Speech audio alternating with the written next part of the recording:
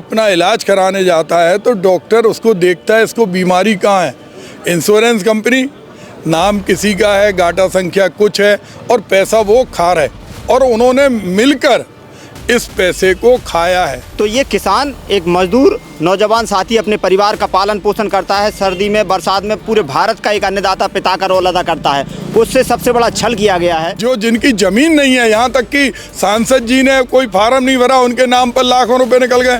तो इससे बड़ा भ्रष्टाचार का उदाहरण पूरे देश में हो नहीं सकता। में ये नियम है कि 25% नुकसान की भरपाई 72 घंटे के अंदर होनी चाहिए, लेकिन यहाँ 72 महीने के बाद भी कोई नहीं सुनता। इस माटी में जन्मे हैं, हम अन्नदाताओं का एक पैसा खाने नहीं देंगे। झांसी और बुंदेलखंड में फसल बीमा के नाम पे लगातार धोखाधड़ी की खबरें सामने आ रही हैं। कई किसानों के नाम पे फसल बीमा की राशि निकाल ली गई है और अब ईखो लेके आज कलेक्ट्रेट में तमाम नेता इतने जुटे हैं, किसान भी जुटे हैं। इन लोगों से बात करें, इन लोगों से समझे का कछु मुद्दा है, का मांग जी लोग रख रहे हैं।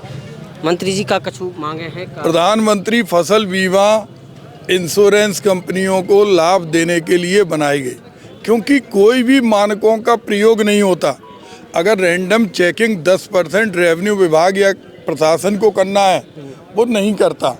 इंश्योरेंस कंपनी की जिम्मेदारी है कि वो जिन्होंने इंश्योरेंस का सीधा अगर एक व्यक्ति अपना इलाज कराने जाता है तो डॉक्टर उसको देखता है इसको बीमारी कहाँ है।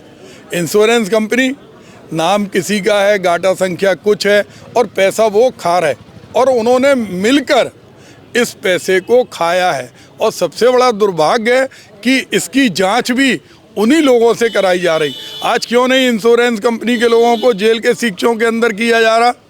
किनकी वजह से? डाटा वही फीडिंग करते हैं, पैसा वही देते हैं। आज क्या कारण है? जो किसान है उनको 1 रुपये, 2 रुपये, 5 रुपये मिल रहा, और जो जिनकी ज़मीन नहीं है, यहाँ तक कि सांसद जी ने कोई फार्म नहीं भरा, उनके नाम पर लाखों रुपए निकल गए। तो इससे बड़ा भ्रष्टाचार का उदाहरण पूरे देश में हो नहीं सकता। हम बुंदेलखंड के लोग इस माटी में जन्मे हैं, हम अन्नदाताओं का एक पैसा खाने नहीं देंगे। और अगर प्रशासन की मंशा ठीक है तो हाई कोर्ट के सिटिंग जज से इसकी जांच कराएं और सीबीआई के लिए रिकमेंड करें। आज ललितपुर भी झांसी कमिश्नरी में है, वहाँ 115 करोड़ रुपए किसानों का बकाया है खरीफ की फसल का। मऊरानीपुर में 2019 का बकाया है और 2024 की खरीफ का फसल बंदर बांट कर दिया। तो ये इंश्योरेंस कंपनी जिसमें किसानों का पैसा लगता, राज्य सरकार का पैसा लगता, केंद्र सरकार का पैसा लगता और लाभ सिर्फ इंश्योरेंस कंपनियों को मिलता है, ये खेल बंद होना चाहिए। केंद्र सरकार ने इस पर अब राज्य सरकार से रिपोर्ट भी मांगी है, ऐसी खबरें भी आ रही हैं। देखिए, इनकी रिपोर्ट, इनका कोई भी सिलसिला हम लोगों की समझ के परे। आज इतने दिन हो गए, जो वास्तविक प्रभावित किसान हैं, जिनकी मूंगफली नष्ट हुई, जिनकी उड़द नष्ट हुई, जिनकी और फसलें नष्ट हुई, उन्हें पैसा नहीं मिल रहा। आज पैसा किनको मिल रहा? जिनकी ज़मीन नहीं है, जिनके पास, जिन्हें कोई लेना देना नहीं। किसानों को मालूम नहीं पड़ता कब उनके अकाउंट में आते हैं, और दलाल आ जाता इंश्योरेंस कंपनी का, उनसे पैसा ले जाता। तो इसकी गहन जांच की आवश्यकता है।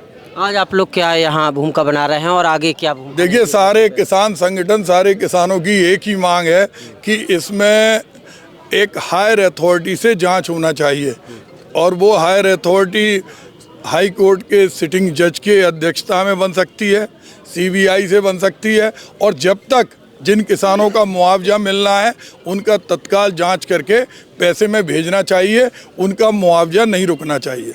बहुत बहुत शुक्रिया। 2019 से लेकर 2025 तक सबसे बड़ा घोटाला अगर जांच में रखा जाए तो करोड़ों रुपया की जो संपत्ति जो आला अधिकारियों ने समेट रखी है।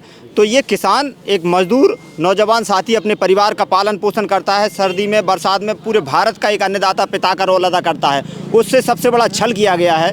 और ये सरकार जो बैठी है, अंधी गूंगी बहरी सरकार है, ये कहने के लिए अन्य लोग अगर कोई हों तो उनके लिए तुरंत एक्शन लेती है, लेकिन वर्तमान में इनके जो आला अधिकारी हैं उन पर एक्शन लेने के लिए आँख और कान बंद क्यों कर लेती है ये सरकार, ये कहना है।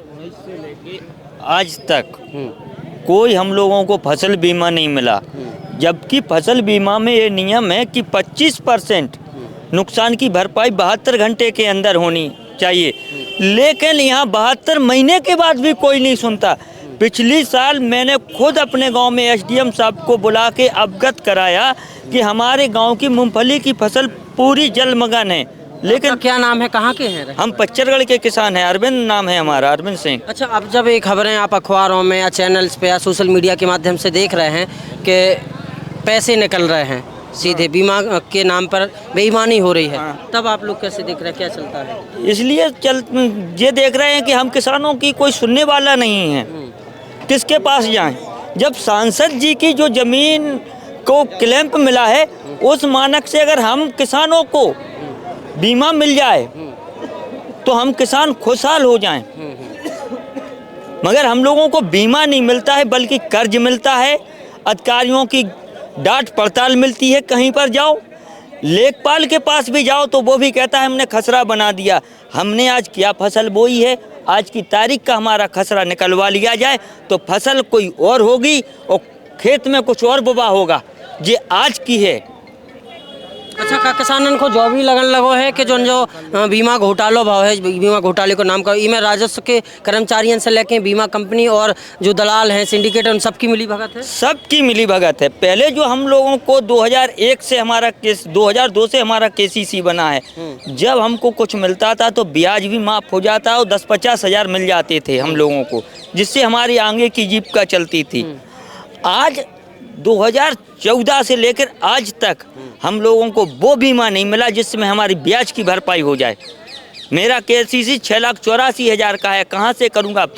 हर साल फसल बर्बाद हो रही है, कभी ओलावृष्टि, कभी सूखा, कहाँ से हम अपने बच्चों का लालन पालन करेंगे? बीमा एक भी बार नहीं मिला। बीमा कभी मानक के हिसाब से नहीं मिला। कभी 4,000 कटे तो 6,000 आ गए और 6,000 कटे तो 8,000 आ गए। ये कौन सा मजाक है हम लोगों के साथ? एक और है। बाबा, आप कहाँ से आए हैं? हम कटोरा गांव से है सर। हाँ, क्या स्थिति है? स्थिति ये खराब है सर। बीमा मिला ही नहीं रहो, नहीं मिला। फसल बर्बाद हो रही। मूंगफली पहले भी सूखी और अब अभी बोई और मसूर बोई, वह भी सूखी, पिसिया भी सूखने लगी। किसान मजबूर है और 2-4 हज़ार आए तो खर्चा ही लाख, वो तो उतना बीमा कट जाता है।